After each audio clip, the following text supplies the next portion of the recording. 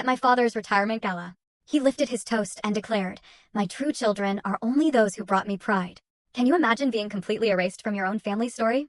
I mean, utterly humiliated in front of 200 people, just for being me?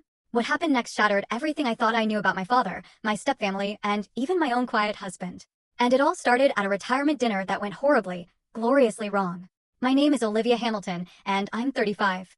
Just last week, at my father's retirement gala, the grand finale of his 30-year career as a prestigious school principal, I was literally kicked out of the VIP table.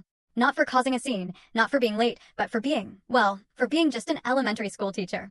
Apparently, that embarrassed the family. My stepmother's corporate lawyer daughter, Jessica, took my seat and, far worse, my promised place on a $5 million education fund board.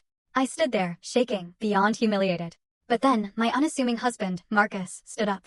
He walked to the microphone and the entire ballroom fell silent. What he revealed about who he really was changed everything in less than 60 seconds. The look on my father's face, the gasps from the crowd, and especially my stepmother's dropped champagne glass. I'll never forget it. The crystal ballroom at the Grandview Hotel glittered with an almost suffocating importance that night. Crystal chandeliers cast golden light over tables dressed in ivory, with orchid centerpieces that probably cost more than my monthly groceries. This wasn't just any retirement party, it was Robert Hamilton's grand finale. And he'd made sure everyone who mattered in the education world was there. Marcus and I arrived a little late, thanks to unexpected traffic. I smoothed down my navy dress, the nicest one I owned, bought 3 years ago for my own teaching award ceremony. Marcus looked handsome in his simple black suit, but I noticed him checking his phone constantly. "Everything okay with work?"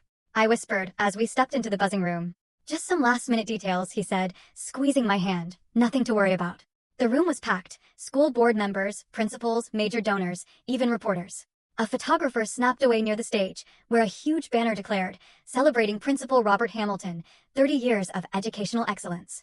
My father stood near the entrance in a charcoal Tom Ford suit, probably 3 months of my teaching salary. Patricia, his wife of 4 years, glittered beside him in a gold sequin gown, her diamond necklace catching every light as she laughed a practiced, hollow laugh.